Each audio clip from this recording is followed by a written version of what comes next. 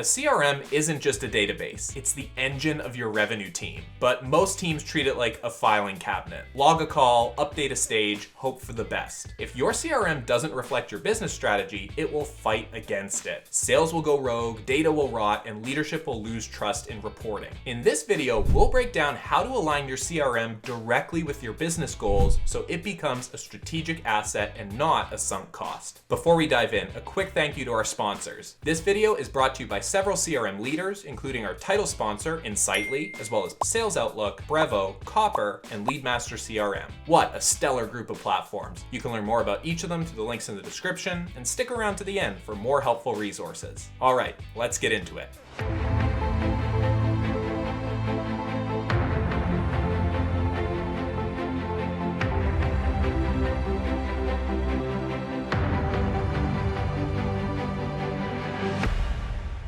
Here are our 5 tips for how to align your CRM with your business goals. Tip number 1, reverse engineer from business goals, not features. Start by identifying your company's top 3 goals this year. They could be break into a new market, shorten the sales cycle, improve customer retention, grow average deal size, or anything else that matters to the company. Then ask, what CRM data and workflows do we need to support that? Example number 1, shorten the sales cycle. If that's the goal, then the CRM needs to support it by tracking time in stage, auto alerts for stalled deals, content library access, and more. Example number 2, improve retention. If churn reduction is a goal, the CRM needs to highlight renewal date fields, customer health scoring, CX workflows, and more. In short, every field, automation, and report should trace back to a real objective. Otherwise, it's noise. Tip number 2, define your lifecycle stages to match customer behavior.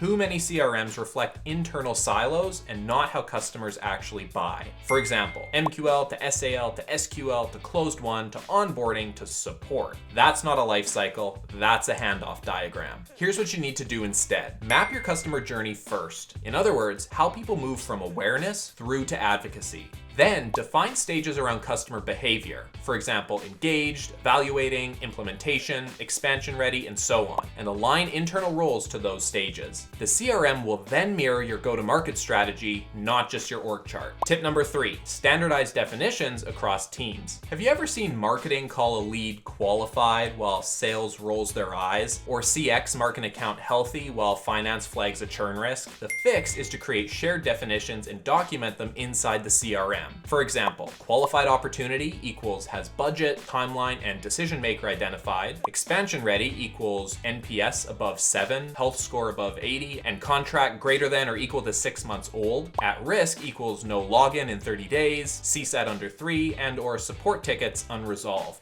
Add these to the CRM, then tie reports and workflows to the definitions. That way you can stop arguing about what's real and start acting on shared truths. Before we move on, a quick shout out to our title sponsor, Insightly. Insightly is one of the most flexible, affordable CRMs out there. Compared to legacy CRMs, it keeps the total cost of ownership low, and it's incredibly customizable. You don't need a team of developers to tailor fields, workflows, or layouts, which is why Insightly wins with sales-driven organizations and verticals like manufacturing, construction, professional services, solar, and more. And if you're thinking, what about AI? Insightly's Copilot is designed to help with CRM adoption and keep teams engaged without forcing new habits. Thanks to Insightly for supporting this series, and check them out through the link in the description. All right, back to the list. Tip number 4, design CRM workflows to support handoffs. Every business has handoffs, from sales to CX, onboarding to support, SDR to AE, and more. A lot of these break, so here are a few ways to fix them in your CRM. Use required fields at key handoff points. For example, before marking a deal closed won, require notes on goals, stakeholders, and tech stack. Use automation to trigger handoff tasks. For example, when a deal closes, automatically assign an onboarding specialist, create kickoff meeting tasks, and send a welcome email.